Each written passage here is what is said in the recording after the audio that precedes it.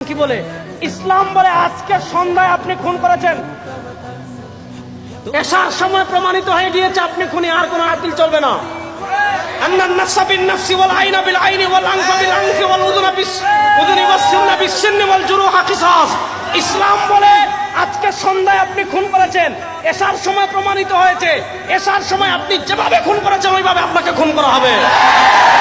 আপনি পাথর দিয়ে হত্যা করেছেন, সুরাতে উদ্যানে সারা জাতির সামনে আপনাকে পাথর মেরে হত্যা করা হবে।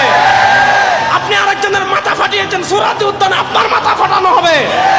আপনি আরেকজনের দাঁত ভেঙেছেন, আপনার দাঁত ভেঙে দেওয়া হবে। আপনি আরেকজনের চুখ কানা করেছেন, আপনার চুখও কানা করে দেওয়া হবে। মনে করেন আসিয়ারে যেই লোক দর্শন করেছিল, যদি সুরাতে উদ্যানে ইসলাম বলে বুক পর্যন্ত গর্ত করেন, এরপর পাথর মেরে হত্যা করেন, বলেন সন্ধ্যার মধ্যে যদি তারা হত্যা করা হইতো ওইভাবে, ওই যে পাপিষ্ঠ জানোয়ারেরা আমার ভাই সোহাগকে পাথর মেরে হত্যা করেছিল, তাদেরকে যদি ওই দিন রাত্রে সুরাতে উদ্যানে জাতির সামনে লাইভ করে পাথর মেরে হত্যা করতো, বাংলাদেশে কোনো বাপের বাচ্চা দ্বিতীয়বার আর খুন করার সাহস করতো? আর আরেকজনের সম্ভ্রমে হাত দেওয়ার সাহস করতো? এই ব্রিটিশ প্রবর্তিত আইন 52 বছর দেখেছেন, এই ব্রিটিশ প্রবর্তিত আইন এই দেশে, আমি সব জায়গায় বলি, ব্রিটিশ প্রবর্তিত আইন দিয়ে মানুষের ন্যায় বিচার করা দূরের কথা, মিয়া পশু পাখির ন্যায় বিচার প্রতিষ্ঠা করা যাবে না।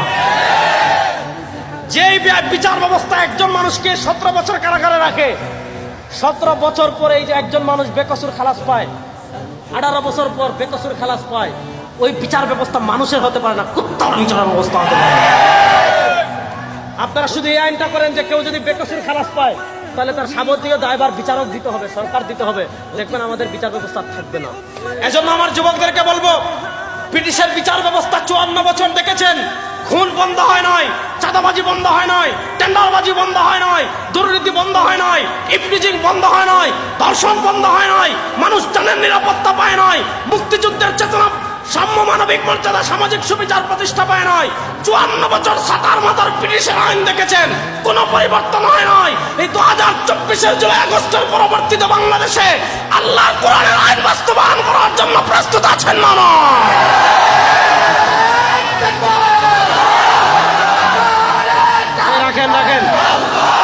রাখেন।